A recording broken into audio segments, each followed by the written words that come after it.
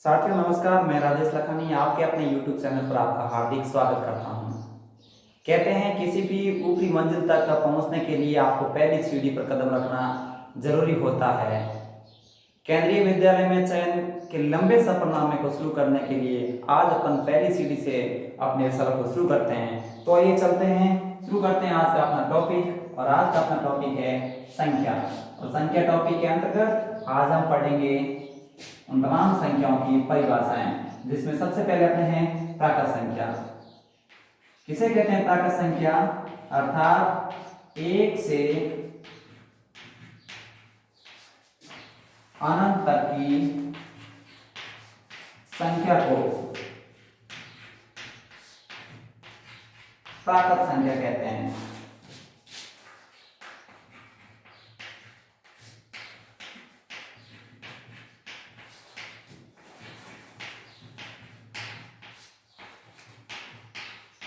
जैसे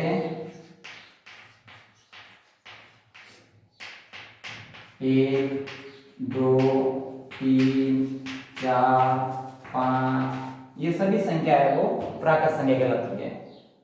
यानी कि 1 से चलकर अनंत तक यदि आप कहेंगे 40 तो ये भी प्राकृत संख्या है, यदि आप कहेंगे 49 तो ये भी प्राकृत संख्या है। और इस प्राकृत संख्या को हम n के रूप में वो इंगित करते हैं।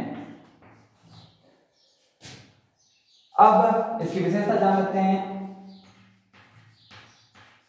सबसे छोटी प्राकृत संख्या कौन सी होगी? तो आपको ग्रीन बोर्ड पर दिख रही होगी। सबसे छोटी प्राकृत संख्या है 1। कौन सी हुई सबसे छोटी प्राकृत संख्या? 1। अब आपके मन में प्रश्न चल रहा होगा कि सबसे छोटी संख्या 1 है तो सबसे बड़ी प्राकृत संख्या कौन सी होगी? तो आपको परिभाषा से समझ आया ही होगा कि प्राकृत संख्याएं अनंत तक होती है, यानी इनका कोई समापन बिंदु नहीं होता है। इसीलिए कोई भी प्राकृत संख्या बड़ी नहीं हो सकती है। यानी कि सबसे छोटी प्राकृत संख्या 1 है, जबकि सबसे बड़ी प्राकृत संख्या नहीं होती है। दूसरी चीज, किसी भी प्राकृत संख्या में 1 जोड़ने पर, किसी भी संख्या में 1 जोड़ने पर प्राप्त संख्या भी प्राकृत संख्या ही होगी। अर्थात जैसे आपने 50 में 1 जोड़ दिया तो आपको 51 मिली, वो भी एक प्राकृत संख्या है। आपने 999 में 1 जोड़ दिया, यानी आपको प्राप्त संख्या 1000, वो भी क्या है? प्राकृत संख्या है। किसी भी संख्या में 1 घटाने पर प्राप्त संख्या भी प्राकृत संख्या ही होती है। जैसे 444, इनमें से 1 घटाया तो आपके पास प्राप्त होगी, यानी कि 443, वो संख्या भी प्राकृत संख्या ही है। लेकिन अपवाद स्वरूप 1 में से 1 घटाने पर प्राप्त संख्या प्राकृत संख्या नहीं होती है। दूसरी परिभाषा देते हैं पूर्ण संख्या।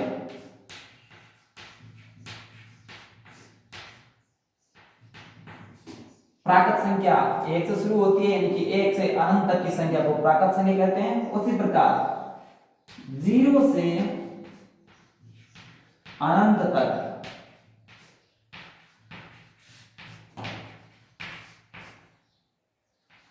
संख्या को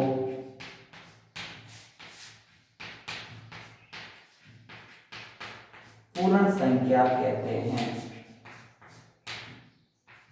अब इन दोनों में आपको फर्क महसूस हो ही गया होगा। यानी प्राकृत संख्या 1 से शुरू होती है, जबकि पूर्ण संख्या कहां से शुरू होती है? 0 से। 0, 1, 2, 3, 4, 5 ये सभी संख्या है वो अनंत तक जाती है, जिसे हम पूर्ण संख्या कहते हैं। इन दोनों में फर्क यही है कि प्राकृत संख्या 1 से शुरू होती है, जबकि पूर्ण संख्या 0 से शुरू होती है। जिस प्रकार प्राकृत संख्या को n से इंगित करते हैं, उसी प्रकार पूर्ण संख्या को w से इंगित किया जाता है। जान लेते हैं इसकी विशेषताएं। सबसे छोटी पूर्ण संख्या, वो सबसे छोटी पूर्ण संख्या हुई आपके जान ही गए होंगे, यानी कि 0। प्रश्न चल रहा होगा सबसे बड़ी पूर्ण संख्या कौन सी है? तो आप देख रहे हैं कि पूर्ण संख्या भी अनंत होती है, अर्थात सबसे बड़ी पूर्ण संख्या नहीं होती है। अच्छा, किसी भी पूर्ण संख्या में एक जोड़ने पर प्राप्त संख्या भी क्या होगी? पूर्ण संख्या होगी। तो ये तो थी दो परिभाषाएं। अब इन दोनों का एक डिफरेंस है सिर्फ, यानी कि प्राकृत संख्या 1 से शुरू होती है जबकि पूर्ण संख्या 0 से शुरू होती है। अब यहां पर दो चीजें आती हैं। एक तो ये कि सभी प्राकृत संख्याएं पूर्ण संख्या होती है या फिर नहीं होती है। तो जवाब होगा सभी पूर्ण संख्या, सभी प्राकृत संख्याएं पूर्ण संख्याएं होती है, जबकि सभी पूर्ण संख्याएं प्राकृत संख्याएं नहीं होती है। चलते हैं अगली परिभाषा की ओर, और अगली परिभाषा है अपने सम संख्या। सम संख्या के पहले अपन एक और परिभाषा ले लेते हैं जिसको अपन कहते हैं दार्शनिक संख्या।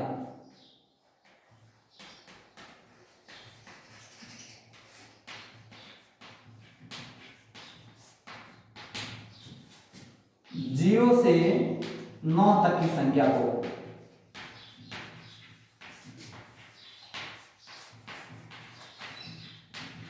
जीरो से 9 तक की संख्या को दार्शनिक संख्या कहते हैं। जैसा कि हम नाम से जान रहे हैं, दार्शनिक यानी कि 0 से 9 तक की संख्या को हम दार्शनिक संख्या कहते हैं। जैसे 0, 1, 2, 3, 4, 5, 6, 7, 8 और 9। अब इसमें जानते हैं सबसे छोटी दार्शनिक संख्या कौन सी है? तो सबसे छोटी दार्शनिक संख्या है 0, जबकि सबसे बड़ी दार्शनिक संख्या कौन सी है? तो सबसे बड़ी दार्शनिक संख्या हुई 9। अब एक और प्रश्न आपके जहन में आता होगा, क्योंकि इसकी एक फिक्स सीमा है, तो दार्शनिक संख्या होती कितनी है? तो दार्शनिक संख्या बराबर कितनी होती है? 10, क्योंकि आप नाम से जान रहे हैं दार्शनिक यानी दार्शनिक संख्या होती है आपके 10। आई समझ? चलो चलते हैं आगे। अब दार्शनिक संख्या के बाद अगली संख्या अपने सामने है सम संख्या। बिल्कुल आप परिभाषाओं को समझते जाइए, उसके उदाहरणों को समझते जाइए। हर एक चीज अपने लिए बहुत जरूरी है। उनके लिए भी जरूरी है जो अपनी गणित को शुरुआत कर रहे हैं, और उनके लिए तो बहुत जरूरी है जो नवोदय का ख्वाब देख रहे हैं। अगली संख्या आती है सम संख्या। सम का शाब्दिक अर्थ जान लें तो सम का मतलब होता है समान। जिस संख्या में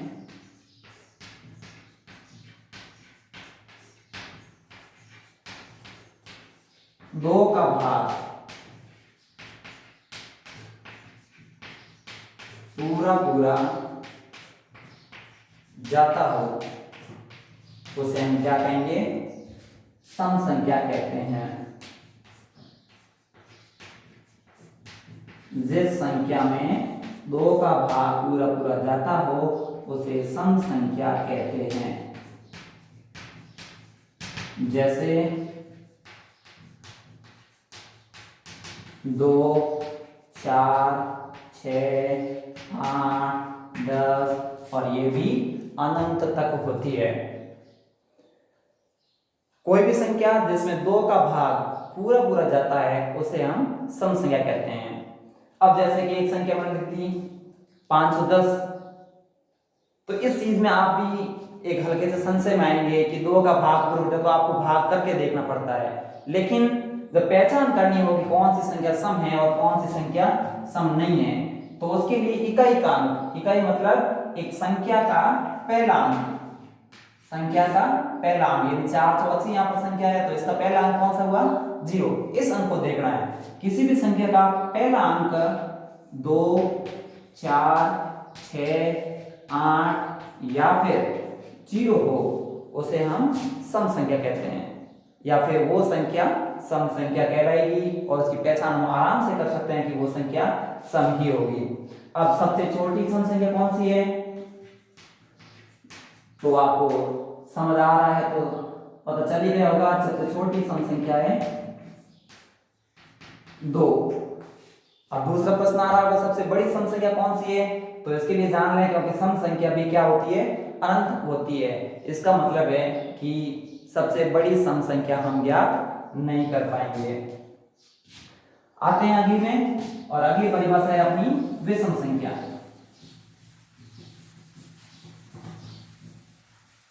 सम का मतलब समान होता है, तो विषम का मतलब हम कह सकते हैं असमान।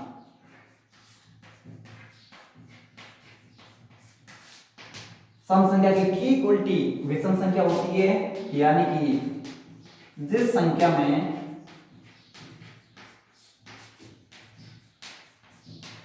दो का भाग पूरा पूरा नहीं जाता हो उसे हम विषम संख्या कहते हैं। जैसे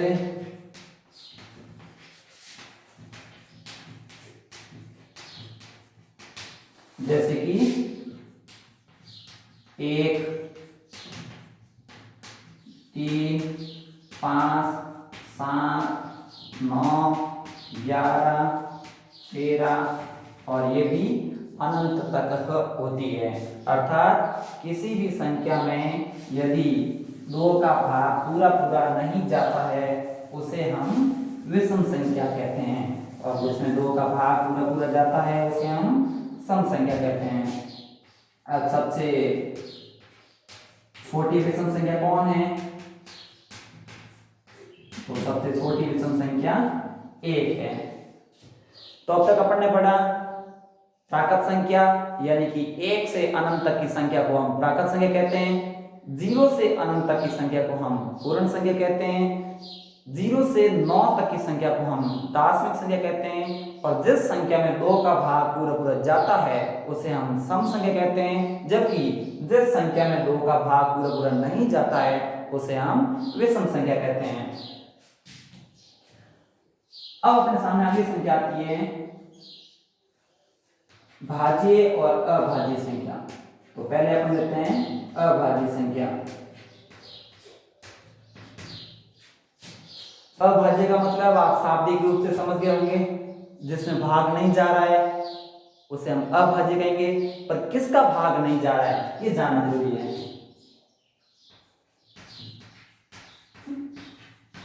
एक से बड़ी वह संख्या जिसमें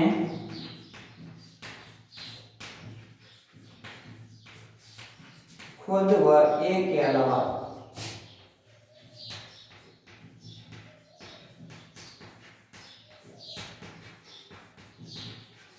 किसी संख्या का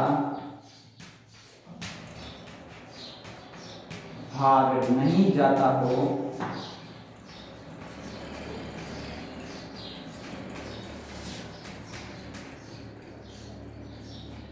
उसे अभाज्य संख्या कहते हैं।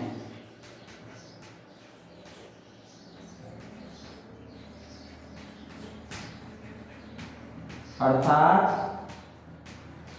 वह संख्या जिसमें खुद और एक इन दो संख्याओं के अलावा किसी भी संख्या का भाग नहीं जाता हो उसे हम अभाज्य संख्या कहते हैं। जैसे